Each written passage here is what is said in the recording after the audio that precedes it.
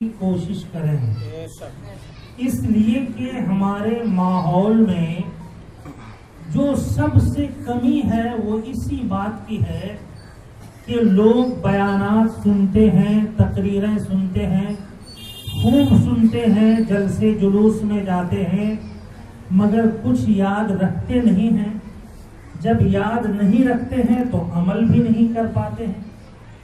مثلا دکانداری کرنی ہے تو آپ کو یاد رہتا ہے آج فلاں ہاٹ کا دن ہے، آج فلاں جگہ بازار لگے گا، فلاں جگہ گڈلی لگے گی، وہاں یہ بیچنا ہے، جو بیچنے والے ہیں، اور وہاں یہ خریدنا ہے، جو خریدنے والے ہیں، یہ بہت یاد رہتا ہے۔ یہ دنیا داری کی باتیں ہیں۔ آپ دینداری کی باتوں کو بھی یاد رکھیے۔ دنیا داری کی باتوں کے ساتھ ساتھ دینداری کی باتوں کو بھی یاد رکھیے۔ میں بہت سادے انداز میں بیان کر رہا ہوں، اس لیے کہ یہاں اگر یوپی کی اردو بولیں گے تو بے فائدہ ہے، بے مطلب ہے۔ اس لیے اپنے بھائیوں کی محفل ہے تو اسی حساب سے آپ یاد رکھیے کہ دینداری کیا ہے، ایمانداری کیا ہے۔ آدمی ہم سب مسلمان ہیں، اللہ رسول کے ماننے والے ہیں، تو اسی حساب سے ہم کو زندگی گزارنی ہے۔ یہ مان کے چلیے کہ ہم کو قدم قدم پر ایمانداری کرنی ہے۔ ایمانداری کیسے کریں گے؟ لین دین میں ایمانداری، کاروبار میں ایمانداری، کھانے پینے، ایک دوسرے سے بات چیت کرنے میں ایمانداری۔ لوگ بات بات پہ جھوٹ بولتے ہیں اور جھوٹ بولنے کو فخر سمجھتے ہیں، جھوٹ بولنے کو ایک فن سمجھتے ہیں۔ ارے ایک دن مرنا ہے، موت کو یاد رکھ کے چلنا ہے۔ اگر انسان موت کو یاد کر کے چلے، نہ وہ جھوٹ بولے گا، نہ فریب کرے گا، نہ کسی کو دھوکہ دے گا، نہ بے ایمانی کرے گا، نہ فریب کرے گا، بلکہ وہ اللہ رسول کی یاد میں زندگی گزارے گا۔ تو جو مسلمان اللہ رسول کی یاد میں زندگی گزارتا ہے، قسم خدا کی وہ یہاں بھی کامیاب ہے اور وہاں بھی کامیاب ہے۔ اس لیے ایمانداری کس چیز کا نام ہے، اس کو سمجھ کر چلیے۔ آپ کھاتے اپنا ہے، پیتے اپنا ہے، اللہ کھلاتا ہے۔ آپ کسی کے محتاج نہیں، اللہ کے محتاج ہیں۔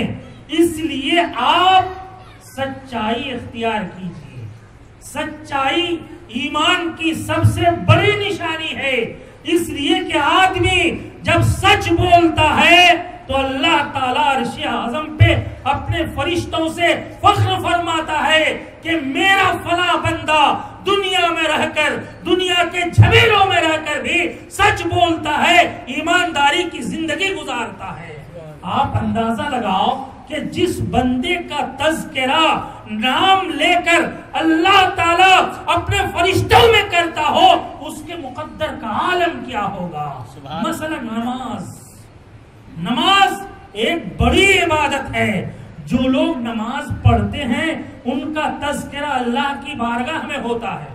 آپ یہ جانتے ہیں کہ کچھ فرشتے رات کو آتے ہیں، رات بھر رہتے ہیں، پھر صبح کو چلے جاتے ہیں۔ کچھ فرشتے صبح کو آتے ہیں، دن بھر رہتے ہیں، پھر شام کو چلے جاتے ہیں۔ تو کیا ہوتا ہے جب شام کے فرشتے آتے ہیں تو اللہ تعالیٰ، جب صبح کو وہ فرشتے جاتے ہیں تو اللہ تعالیٰ پوچھتا ہے، اے میرے فرشتوں، میرے بندوں کو تم نے کس حال میں دیکھا؟ تو جو لوگ نماز پڑھتے ہیں تو وہ فرشتے کہتے، چونکہ ان فرشتوں کے آنے جانے کا ٹائم کیا ہے؟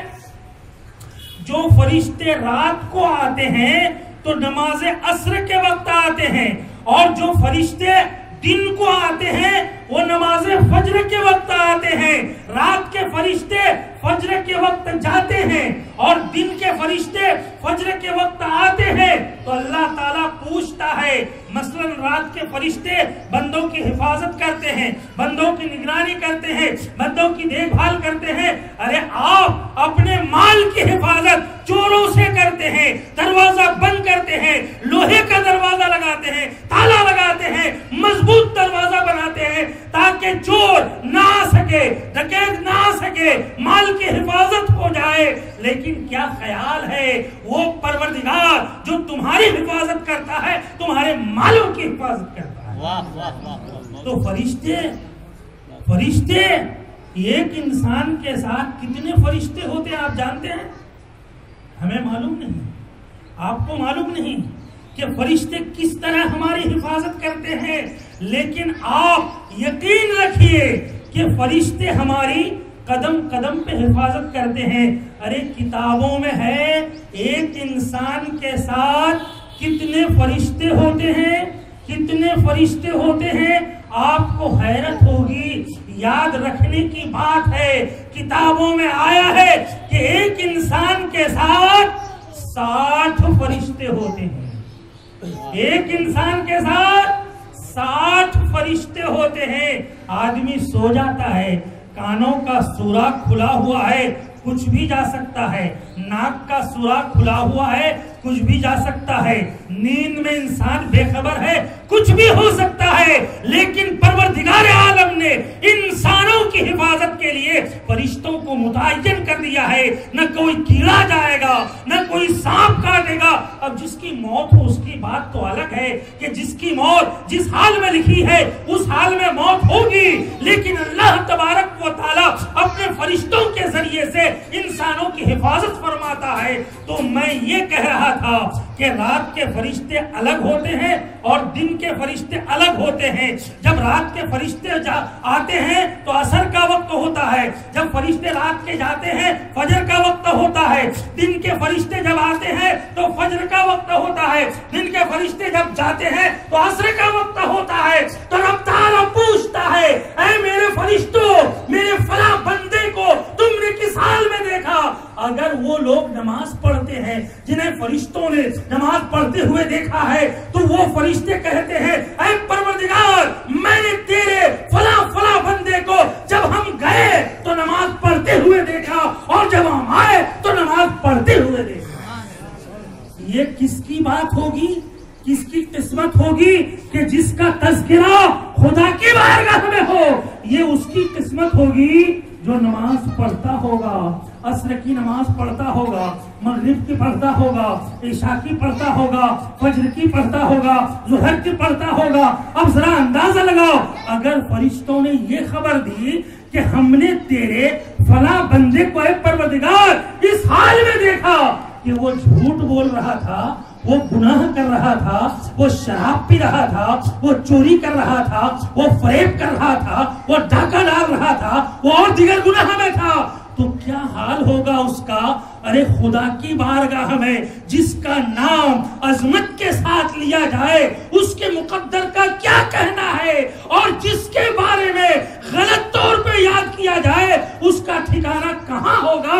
آپ خود سمجھ لیجئے۔ ارے دوستو، اللہ تبارک و تعالیٰ نے انسانوں کے لیے ہر طرح کی نعمتیں مہیا فرمائی ہے، لیکن دوستو ہمیں موت کو یاد رکھنا ہے۔ اگر موت کو یاد کریں گے تو جھوٹ نہیں بولیں گے، موت کو یاد کریں گے شراب نہیں پیئیں گے، موت کو یاد کریں گے فریب نہیں کریں گے، موت کو یاد کریں گے چوری نہیں کریں گے، موت کو یاد کریں گے گناہ نہیں کریں گے۔ اس لیے کہ جب انسان موت کو یاد کرتا ہے تو اس کے ذہن و فکر میں آخرت ہی آخرت ہوتی ہے، قیامت ہی قیامت ہوتی ہے، جنت کا نظارہ ہوتا ہے، وہ دنیا کو بھول جاتا ہے۔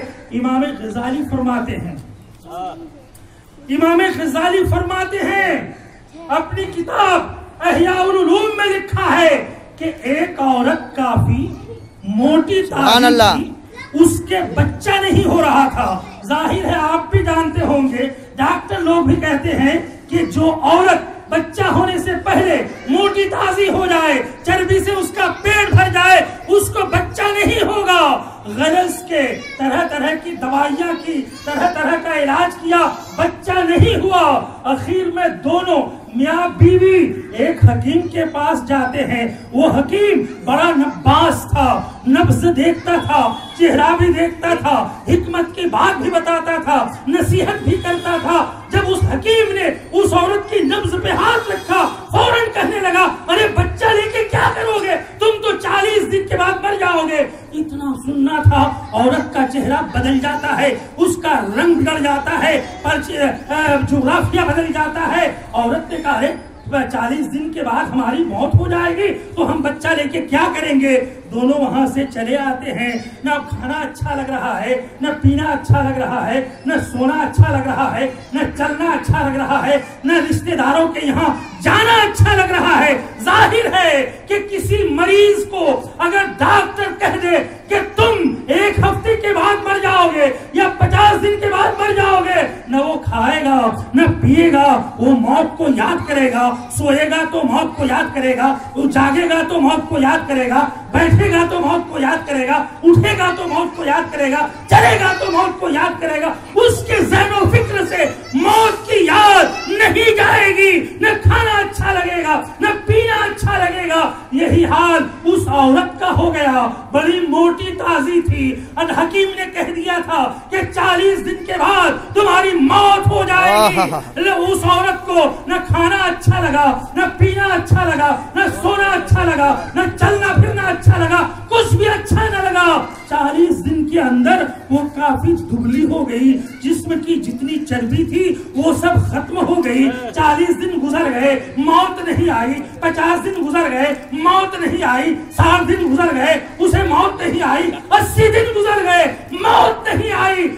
40 جب گزر گئے، موت نہیں آئی تو میاں بیوی نے کہا، چلو حکیم صاحب سے پوچھیں، اس نے تو کہا تھا کہ 40 دن کے بعد ہماری موت ہو جائے گی، ہم نے تو کھانا چھوڑ دیا، ہم نے تو پینا چھوڑ دیا، ہماری موت نہیں آئی۔ وہ دونوں غرض کے حکیم صاحب کے پاس پہنچتے ہیں۔ حکیم صاحب سے کہا، ارے حکیم صاحب، آپ نے تو کہا تھا ہماری موت ہو جائے گی 40 دن کے بعد، اب نبض دیکھیے کب موت آئے گی۔ حکیم صاحب نے کہا نبض دیکھ کر، ارے تم تو سلامت ہو، تمہارا علاج ہو گیا، اس لیے کہ تمہارے پیٹ میں جو چربی جمع ہوئی تھی وہ موت کے خوف کے بغیر وہ چربی ختم نہیں ہو سکتی۔ اللہ، اس لیے نعرہ تکبیر، نعرہ رسالت، مسلک اعلی حضرت مفتی عیسیٰ رضوی صاحب قبلہ۔ اب آؤ تمہارا بچہ ہو جائے گا۔ غرض کہ وہ لوگ آتے ہیں، پھر 9 مہینے کے بعد ان کی گود میں ایک بچہ کھیلتا ہوا نظر آتا ہے۔ تو معلوم یہ ہوا انسان اگر موت کو یاد کرے وہ جھوٹ نہیں بولے گا، اس لیے کہ ہمارے معاشرے میں لوگ ایسا جھوٹ بولتے ہیں جس کو گناہ نہیں سمجھتے ہیں، جس کو غلط نہیں سمجھتے ہیں، جس کو فن سمجھتے ہیں، چالاکی سمجھتے ہیں، ہوشیاری سمجھتے ہیں۔ ارے جھوٹ کا نام ہوشیاری ہے، یہ ایمانداری نہیں ہے۔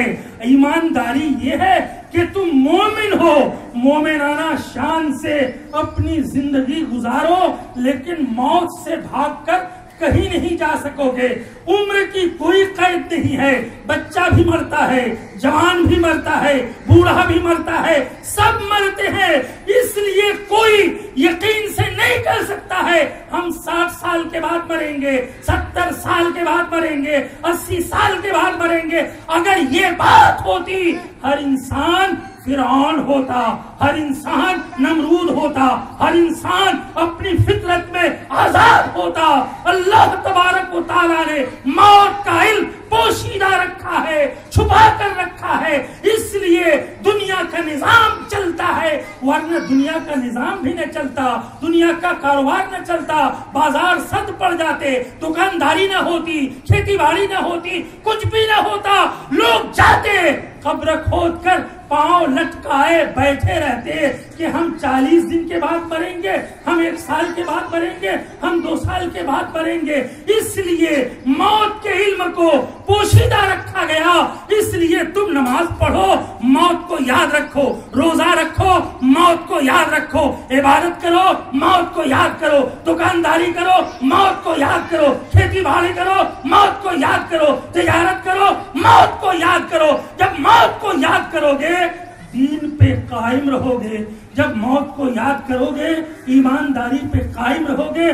دوستو میرا کہنا یہی ہے، دینی باتوں کو یاد رکھو، کم سے کم ایک بات یاد رکھو جو آپ کو پسند ہو جائے۔ مولانا نے تقریر کی، ایک بات یاد رکھو، فلاں نے تقریر کی، ایک بات یاد رکھو، اور جمعے میں آپ جاتے ہیں، جمعہ ہوتا ہوگا یہاں یا کہیں تقریر ہوتی ہوگی، بیان ہوتا ہوگا، آپ ایک بات یاد رکھو جو آپ کو پسند ہو جائے۔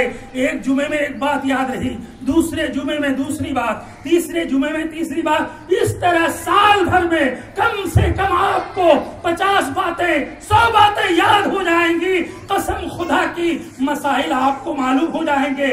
وضو کا مسئلہ سیکھو، غسل کا مسئلہ سیکھو، دکانداری کا مسئلہ سیکھو، تجارت کا مسئلہ سیکھو، کھیتی باڑی کا مسئلہ سیکھو، لین دین کا مسئلہ سیکھو، جھوٹ فریب کا مسئلہ سیکھو۔ غرض کے علم سیکھنا تو فرض ہے، صرف ہم مولانا لوگوں پر نہیں، ہر انسان پر جو کام کرتا ہے اس کام کو کرنے کے لیے اس کا علم ضروری ہے۔ اس لیے دوستو مولویوں کے قریب رہو، مولانا لوگوں کے قریب رہو گے تو دین سے قریب رہو گے، عالموں کے قریب رہو گے، اسلام سے قریب رہو گے، عالموں کے قریب رہو گے، شریعت سے قریب رہو گے، عالموں سے قریب رہو گے، دین سے قریب رہو گے، عالموں سے قریب رہو گے، ایمان سے قریب رہو گے، ایمانداری تمہارے اندر رہے گی۔ اس لیے کہ یہ ایمان کے محافظ ہیں، یہ اسلام کے محافظ ہیں، یہ شریعت کے محافظ ہیں۔ اس لیے دوستو ہم دیکھتے ہیں اپنے تجربے کی روشنی میں جو لوگ بھی عوام میں عالموں کے قریب رہتے ہیں، قسم خدا کی وہ نمازی ہوتے ہیں، وہ دیندار ہوتے ہیں، وہ ایماندار ہوتے ہیں۔ وہ آخر